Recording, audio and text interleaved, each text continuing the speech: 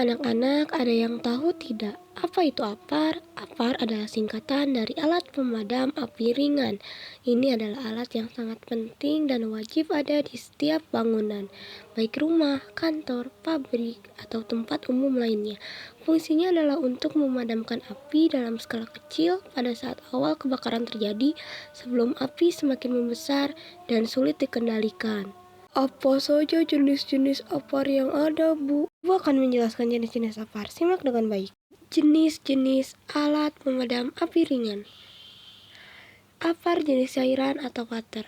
Jenis APAR yang pertama adalah APAR water yang diisi oleh air bertekanan tinggi.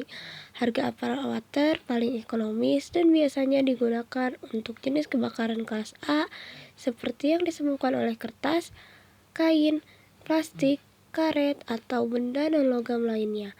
Dalam penggunaannya juga harus berhati-hati agar tidak menyebabkan konsleting karena berbahaya jika airnya mengenai instalasi listrik yang bertegangan tinggi. APAR busa. APAR busa sangat efektif untuk mengendalikan api yang ditimbulkan oleh karet, kertas, dan bahan logam lainnya, serta kebakaran jenis lainnya. Alat ini tidak cocok digunakan untuk memadamkan kebakaran kelas C, karena APAR foam memiliki sifat penghantar listrik atau konduktor yang dapat memicu konsleting. APAR serbuk. Alat pemadam kebakaran ini di dalamnya terdiri dari serbuk kimia kering, dry powder, jenis powder yang umum digunakan seperti perpaduan dari amonium sulfat dan monoamonium. Cara kerja jenis APAR ini dengan memisahkan oksigen dari sumber atau objek yang terbakar. APAR karbon. APAR yang menggunakan gas CO2 atau karbon dioksida sebagai bahan pemadamnya. Sangat cocok digunakan untuk pengendalian kebakaran kecil. Kelas B, kayu, kain, dan kertas. Dan kelas C, yang ada instalasi listrik bertegangan tinggi. APAR Stored Pressure System. Jenis APAR yang cara penggunaannya dengan tekanan langsung.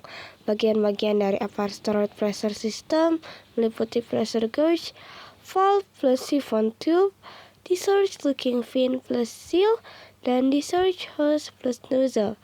Sistem kerja APAR ini menyimpan tekanannya di dalam tabung utama. Jadi satu tempat dengan media APAR tanpa ada cartridge. APAR System Cartridge Vessel. APAR System Cartridge Vessel juga menjadi jenis APAR berdasarkan cara penggunaannya. Bedanya pada alat ini sistem tekanannya berada di tabung yang terpisah dengan media APAR, walaupun menjadi satu tabung dengan sistem cartridge. Kalau cara menggunakan APAR itu bagaimana, Bu? Ada yang tahu tidak? Saya tahu, Bu. Jadi cara menggunakan APAR yaitu tarik penahan, lepaskan penahan keselamatan pada APAR. Arahkan selang bidik selang APAR ke arah dasar api. Tekan tuas untuk mengeluarkan bahan pemadam. Sapu api. Gerakan selang dengan gerakan menyapu dari sisi ke sisi untuk menutupi seluruh area yang terbakar. Benar apa yang dikatakan Ricardo mengenai cara penggunaan APAR. APAR juga merupakan barang penting karena APAR dirancang untuk digunakan dengan cepat dan mudah oleh siapa saja sehingga api bisa segera dipadamkan sebelum menyebabkan kerusakan yang lebih besar. APAR biasanya berukuran kecil dan ringan sehingga mudah dibawa dan ditempatkan di berbagai lokasi strategis. APAR mengandung bahan kimia atau gas khusus yang efektif untuk memadamkan berbagai jenis api.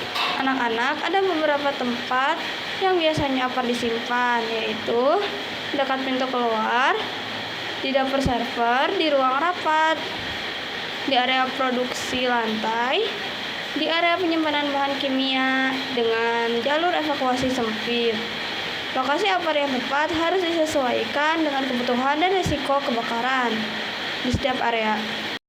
Di Indonesia ada peraturan yang mengatur tentang penggunaan dan pemeliharaan APAR alat pemadam api ringan. Peraturan ini bertujuan untuk memastikan bahwa APAR tersedia dan siap digunakan saat terjadi kebakaran, serta untuk menjaga keamanan dan keselamatan pekerja dan masyarakat. Benar kan, Bu? Benar itu, ini adalah undang-undangnya.